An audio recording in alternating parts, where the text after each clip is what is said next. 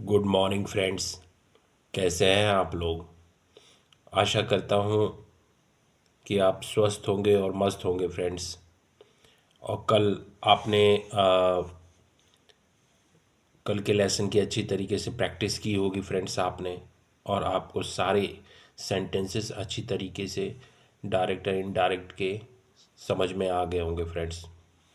और जो आपने डिग्रीज़ कंपैरिजन का जो अभ्यास जो किया होगा, उसमें आपको तुलना का बेस्ट, सुपॉजिटिव, कंपैरेटिव और सुपरलेटिव के बारे में अच्छी तरीके से समझ में आ गया होगा फ्रेंड्स।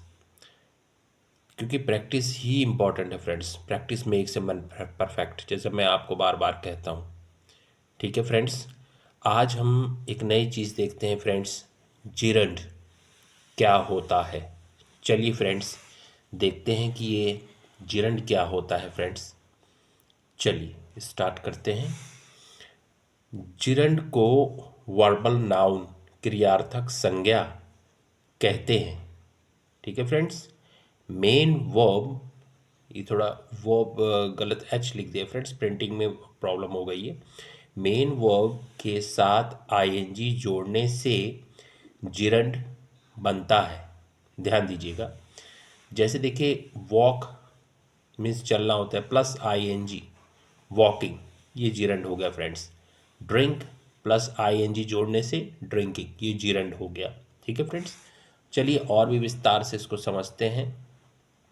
देखिए फ्रेंड्स, किसी वाक्य में जिरंड ऑब्जेक्ट बना हो तो, जैसे सेइंग कहने को, कलेक्टिंग एकत्रित करने, डूइंग करने को, रीडिंग पढ़ने को, ड्रिंकिंग पीने को।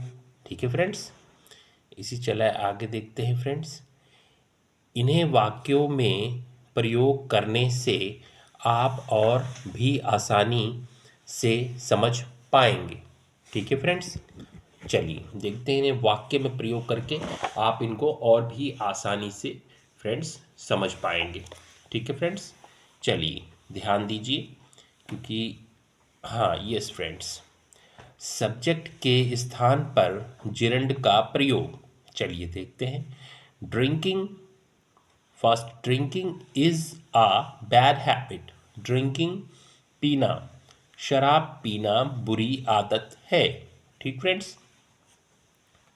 सेइंग इज इजी, सेइंग कहना। ठीक। Doing is difficult, doing means करना। ठीक है फ्रेंड्स, ध्यान दीजिएगा, करना मुश्किल है। ठीक है फ्रेंड्स। चलिए आगे देखते हैं। ऑब्जेक्ट के स्थान पर जिरंड का प्रयोग। आई लाइक रीडिंग प्रेमचंद्स स्टोरीज, ये एपस्ट्रॉफी है फ्रेंड्स जो है इसके ऊपर, क्योंकि इसका मतलब होता है प्रेमचंद की या प्रेमचंद का। ठीक फ्रेंड्स।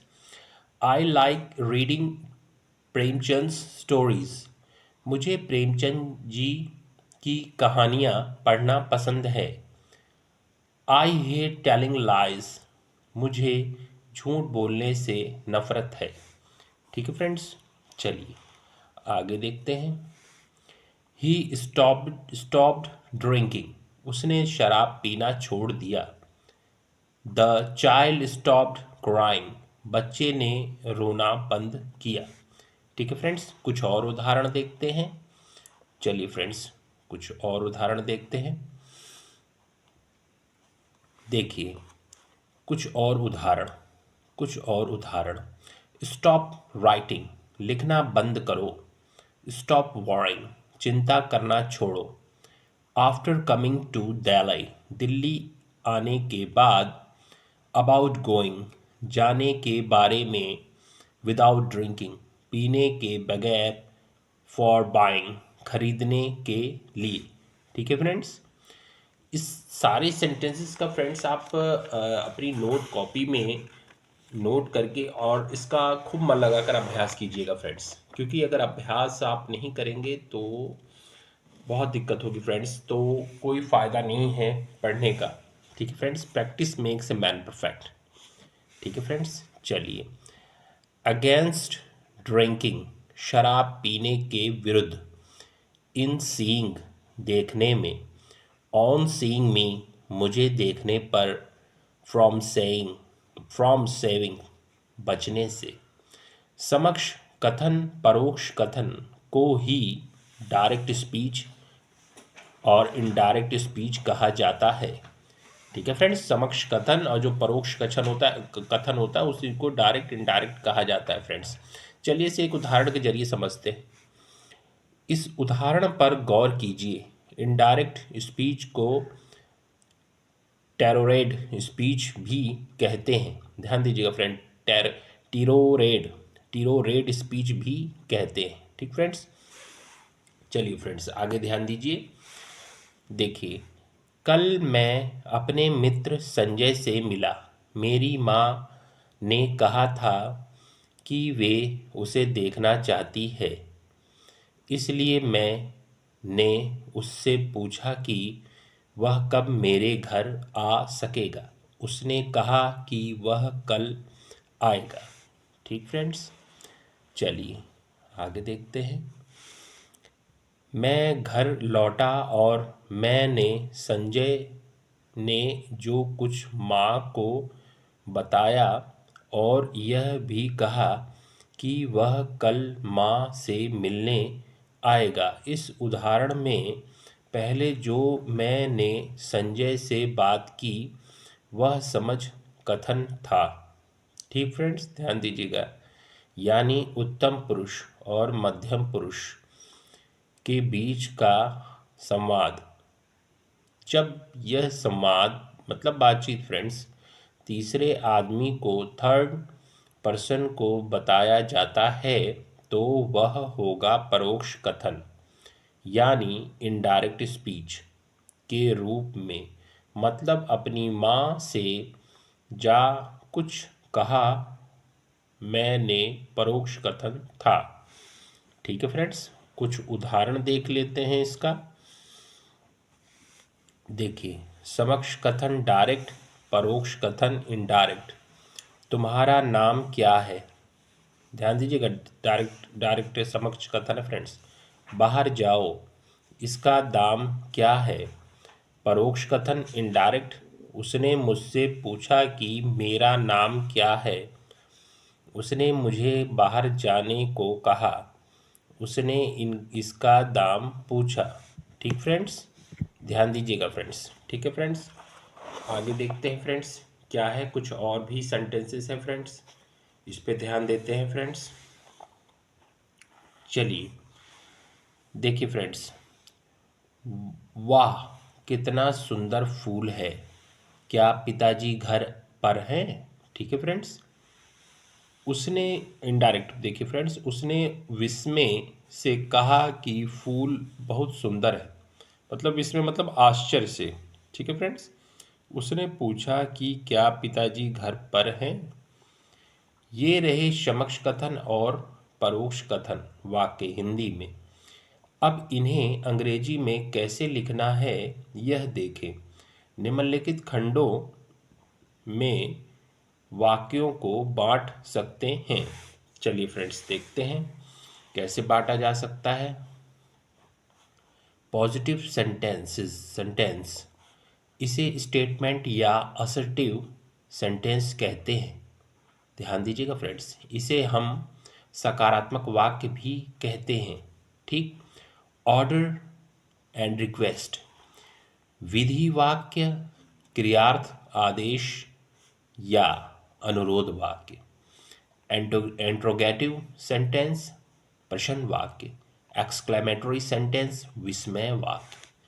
ठीक है फ्रेंड्स, आगे चलते हैं, आगे देखते हैं फ्रेंड्स। पहले हम यह देखेंगे कि पॉजिटिव सेंटेंस को डायरेक्ट से इनडायरेक्ट स्पीच में कैसे बदलना है। ऐसा करने के लिए निम्न नियमों का पालन करना होगा।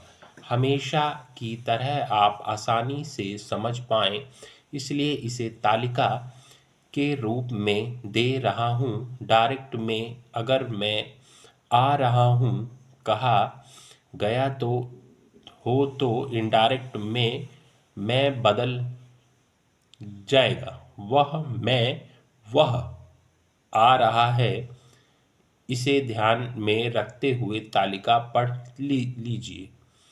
ठीक है फ्रेंड्स, चलिए तालिका देखते हैं friends.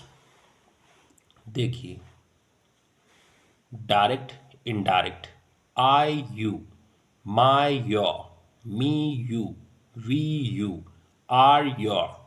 Indirect, he she, his her, him her, they their. ठीक फ्रेंड्स, चलिए आगे देखते हैं फ्रेंड्स क्या है। वीडियो ज़्यादा लॉन्ग नहीं करेंगे फ्रेंड्स, बस इतना सा और ही देख लेते हैं, फिर आगे देखेंगे फ्रेंड्स। चलिए, us, you, today, yesterday, tomorrow, now, this, these, here, them, that day, the day before, the next day, then, that, those, that। ठीक है फ्रेंड्स, चलिए आगे देखते हैं फ्रेंड्स। तालिका देखकर चौंक न जाइए, डायरेक्ट को इनडायरेक्ट में बदलते समय ये काम आएंगे। अब हम यह देखें कि डायरेक्ट वाक्यों को इनडायरेक्ट में बदलते समय क्रियाओं में क्या बदलाव आते हैं। ठीक है फ्रेंड्स, अब ये डायरेक्ट और इनडायरेक्ट जो क्रियाओं में क्या बदलाव आते हैं फ्रेंड्स, इसे हम कल देखेंगे फ्रेंड्स।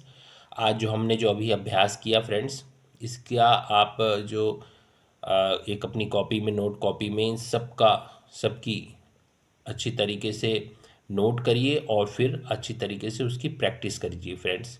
जब तक प्रैक्टिस करिए, जब तक आपको अच्छी तरीके से समझ में नहीं आता। कोई प्रॉब्लम हो तो आप कमेंट बॉक्स में कमेंट करके पूछ सकते हैं फ्रेंड्स। ठीक है फ्रेंड्स, और फ्रेंड्स मैं इसकी पीडीएफ अपने टेलीग्राम चैनल पे प्रोवाइड करवा दूंगा फ्रेंड्स, जो बिल्कुल फ्री है फ्रेंड्स। आप वीडियो के डिस्क्रिप्शन में जाके टेलीग्राम लिंक ज्वाइन कर सकते हैं, अपनी प्रैक्टिस स्टार्ट कर सकते हैं फ्रेंड्स। ठीक है फ्रेंड्स, फ्रेंड्स मेरा पढ़ाना अगर आपको कुछ समझ में आता हो या अच्छा लगता हो तो प्लीज़ चैनल को सब्सक्राइब कीजिएगा, बेल आइकन को प्रेस कीजिएगा फ्रेंड्स, जिससे आगे आने वाली वीडियो की नोटिफिकेशन आपको टाइम पर मिलती रहे फ्रेंड्स।